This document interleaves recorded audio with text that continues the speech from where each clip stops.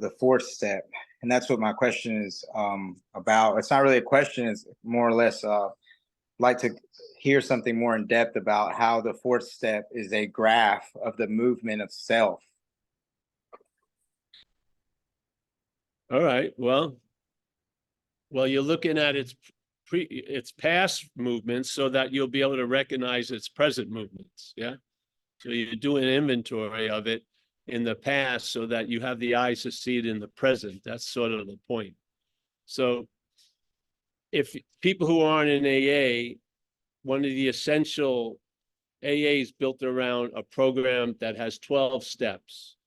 And the fourth step is beginning of what we call the working steps, which is 4, 5, 6, 7, 8, 9. They are the working steps. So you have to do something. And the first thing you have to do is take an inventory. And we're going to look, and it's going to be sort of like a business inventory. And the way I read the book, it's saying we're going to look at how self, by its manifestations, has defeated us so that we can recognize it, attempt to defeat us now, basically. Yeah. So, and what we're going to do is take an inventory of 3 common manifestations of self in people's lives, and then one is resentment, second is anxiety, really playing the instrument of fear through mental agitation, and faith, really.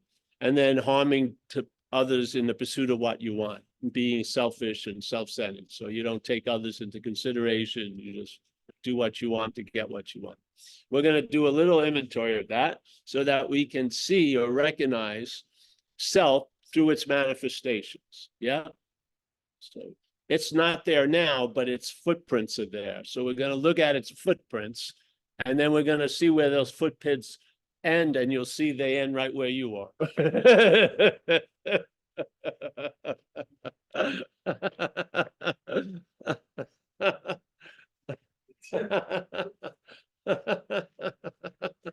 It's like the 2 cops hunting, they're hunting the serial killer, and then they break into an apartment, and the one cop says, "Hey, this looks like your place." And the other cop, "Wait a minute, I saw you with that jacket the other day." "What? I'm the serial killer." Yes. So yeah. And so the movement, and there is no self, I believe, but it's selfing. It's a mental activity, and the mental activity, alcoholic or not, is rooted in the act of claiming. Alcoholism is an expression of an extreme version of self-occupation, or being occupied by self, but it isn't the cause. It's an expression.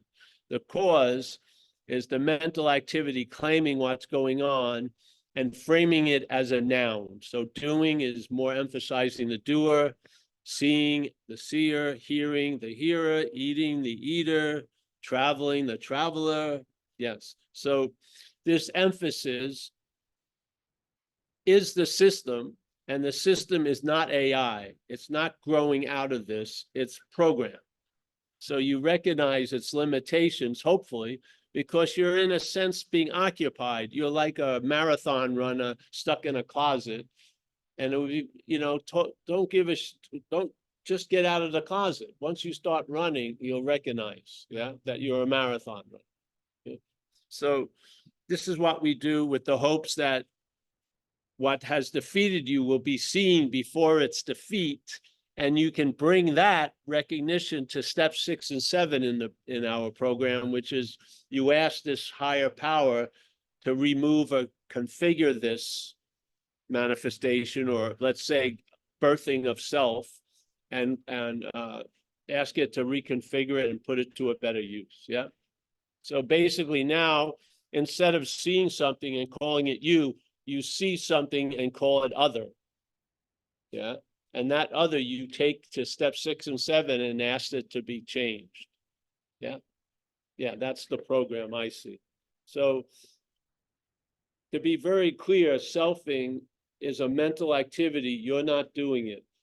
No person here is sitting here choosing the selfing. The selfing is a mechanical activity. But when, as Ramana said, when you take yourself when you take this sense of individuality, which is really commandeering the sense of I amness and making it imply there's a Paul, that sense of individuality is going to have a sense of free will. So now, not only are you going to be the doer, you're going to be the not doer of shit you should have done. And then you're going to have choice, and you're going to have an ability to ruminate over many, many things that you did that you shouldn't have done. And this is how the past captures us now. So if you're captured by the past, you're not going to feel available here, and you're not going to feel present. Yeah. And without that feeling of availability and presence, you're going to be in that availability of presence and availability makes you of service. And as an action figure, service either done or participated in, I think is essential, to tell you the truth, for a healthy action figure. I just do. The absorption with self is just way too much. And self can't get out of self. So if that's the case and you're believing yourself, that believing yourself has to be pulled out of that orbit, and that's service. So if you're doing action, it's going to pull what you think is you out of that orbit, and then you'll realize it ain't you. It's not self, actually. Yeah, it is what you are. So you get pulled out. You can't think yourself out of that orbit or pray yourself. It doesn't work. That's all self trying to get out of self. You do something. You take an action. Yeah? Yeah. So that's how I see it. I see the original, or the driving, if you want to call it an addiction, is the mental addiction to the idea of being the doer, the thinker, the feeler, the taster, and the toucher. And how it can be absorbed in the doer, the thinker, the feeler, the taster. It has an object that represents that, which is the body. So it obsesses over you, but not as the body, really. The body localizes all these aspects of doer, thinker, feeler, taster, toucher, and it also verifies that you were the same body in the past when you were doer, thinker, and you're going to be the same body in the future. So your prison is set, yeah, but the obsession isn't about the body. I would say a lot of times the head hates the body. I do, yeah. That's why people feel like they hate themselves. But it's not them. It's the head hating. Yeah. Because it's so limiting. It would really like to fuck up big time, probably. But it's limited, yes? Yeah. It can play God, but mostly only on you. It loved to play God on a bigger stage. But there's so many gods being played, there's no room. The stage is so full. It just so yeah, I discovered that after I first looked at my role in things. When I did that, I saw that my role in things wasn't my role in things. You getting hot there, bro, Matt? Yeah. Yeah? Yeah. So I hope that was helpful. I feel like it also leads you back, like regardless of whether you're in the program or not, that it'll lead you back to understand that it's non-dual. Oh, yes, for sure. Yes, of course. Yeah. Non-dual was there before non-dual. You know?